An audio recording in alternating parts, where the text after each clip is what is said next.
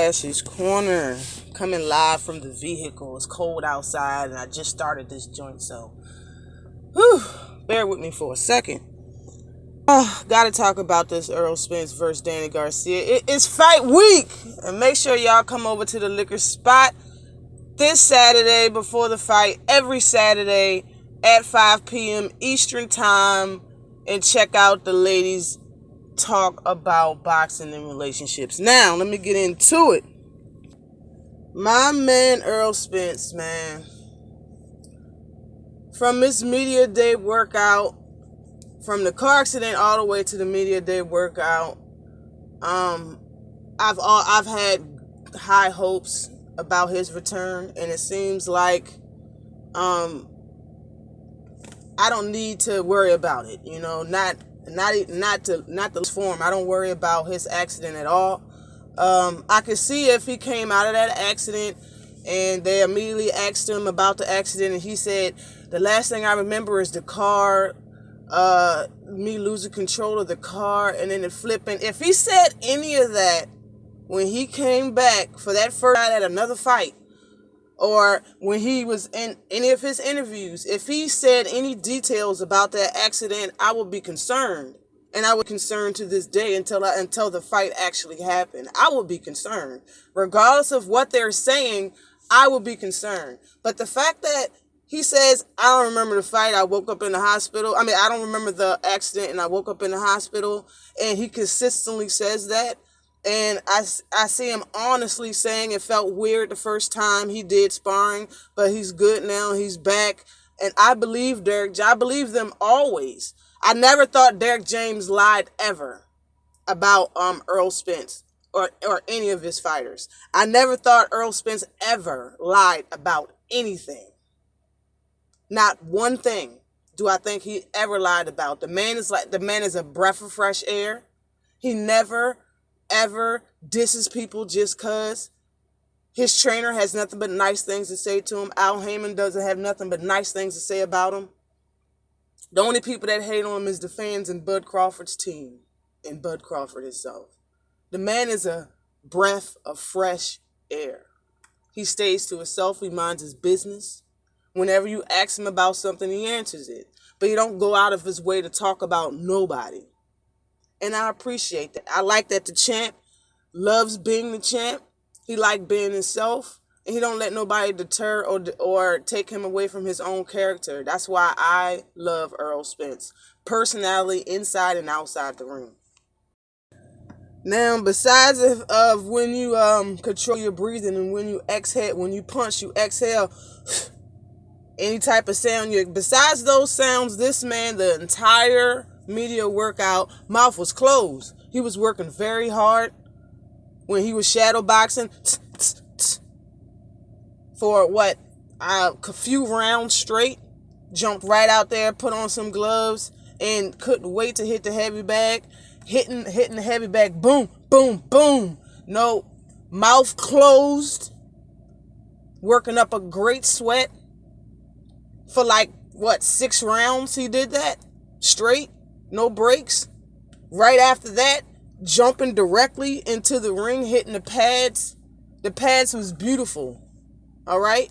They're so in sync with their pad game. It's like eating a bowl of cereal. It's normal. There's nothing to it with Errol Spence and Derek James. And he did that for a few rounds, still with his mouth closed. This man's win is great right now. The way his body is looking and the way his sweat is coming. He has sweat on every inch of his torso when he was in that interview after his whole workout. With his mouth still closed. He ain't winning at all. That man is fully focused and locked in. Okay? But I'm going to get on with just EJ Specs. I'm going to speak a little bit about Earl, and that will be my video. Errol Spence is 26-0. 21 knockouts, 100. He fought for 120 total rounds. His knockout rating is 80.77%. He is the WBC and IBF champion. He is 30 years old. He's a southpaw, 5'9.5", with a 72-inch reach. Now, His ninth fight, he was 8-0 when he fought an undefeated Lardy. I think that's how you pronounce his name. Lardy was 15-0 at that time. Now, besides of one unanimous decision, he went 14 fights with straight knockouts. Okay, TKOs, retiring on the stool, or straight knockouts. Streak of 14 fights.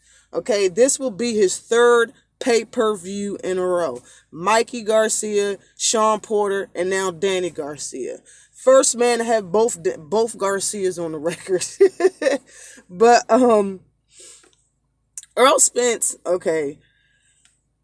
Earl did the most damage to Sean Porter. That's what I want to talk about. I'm gonna hone this most of this video, the rest of this video around the Sean Porter fight.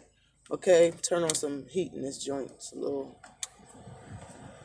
All right, but yeah, Earl did the most damage to Sean Porter compared to Danny Garcia and Keith Thurman. Errol Spence did the most damage to Sean Porter. Okay. EJ hit Sean more. He didn't get hit as much as they did by Sean, and he dropped Sean with one punch. And as well as that, Spence never looked buzzed or hurt in that fight at all. And as you know, Keith looked like he was a little hurt in that fight versus Sean Porter. But Sean might be the smallest of the four in some people's opinion. As far as Errol Spence, Keith Thurman, Danny Garcia, and Sean Porter, yes. A lot of people would say Sean Porter is the smallest one out of the four, but he fought in the highest weight class of all of them.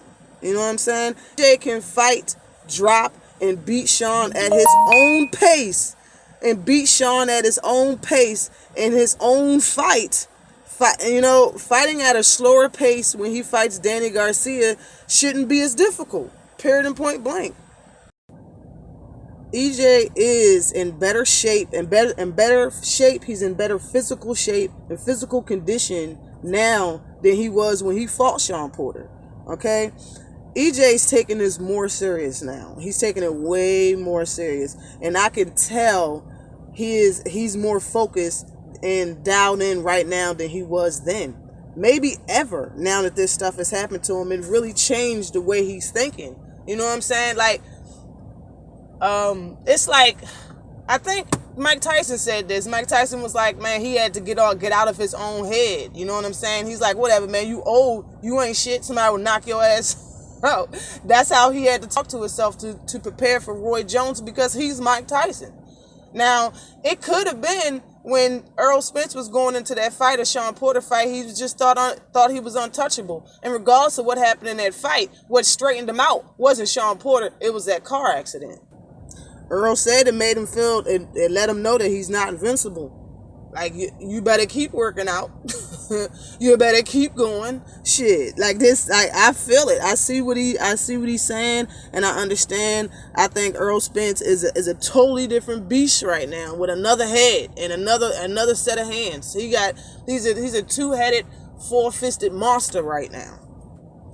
But back to what I was saying, the fact that Danny is going to be looking for the money shot because he wants to knock Errol Spence out and time him real well. He's going to be waiting on Errol Spence to get his time. He's going to be waiting on it. Okay? The fight will be at a very slow pace if Danny was the one that was dictating the pace. It would be very slow. The slower the pace, the easier it is for Errol Spence, in my opinion. Shit.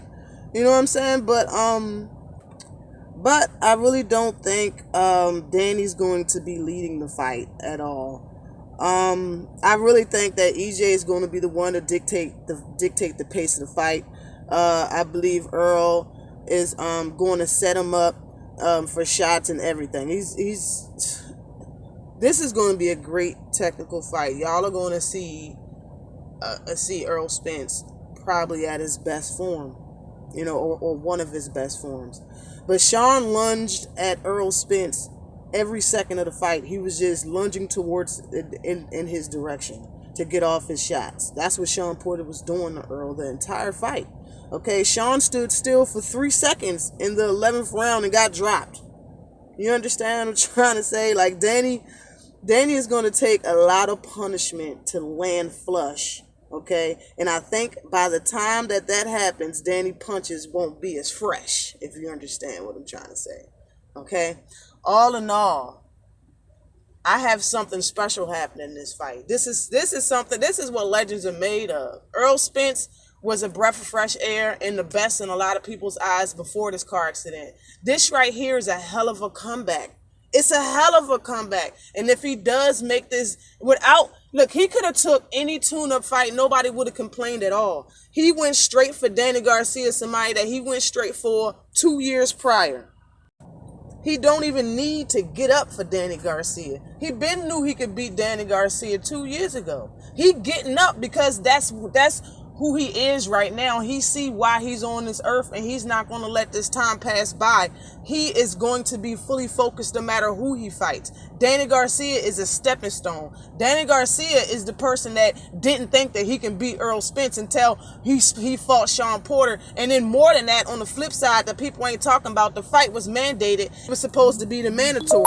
So Danny was supposed to step in that ring and say something and be a man about it. I do not think that Danny really thinks that he can beat Errol Spence Jr. I don't think he thought he can beat him the first time Errol called him out 2 years ago. He didn't think so. He didn't say one fucking word. Okay? He's saying something now because he's mandated to do so. All right? Period and point blank. And he has nothing else to lose. And the fact that Errol Spence is coming off this accident is a good thing in his book. They can say, oh, whatever, that's a built-in excuse, all the hell they want, because they'll take them damn titles if they win. Regardless, they still gonna take them damn titles. Errol is the best at 147, inside and outside of the ring. He is the people's champ and nobody else. It just is what it is. And I see him doing something spectacular in this fight. He will win this fight, in my opinion, hands down. It won't be an easy fight, but he will win this fight. Now, what I want him to do is do a little bit more. I want him to knock this motherfucker out. But if he won't, if he can't stop Danny, dropping him will be enough. Always like and subscribe to the channel. Peace.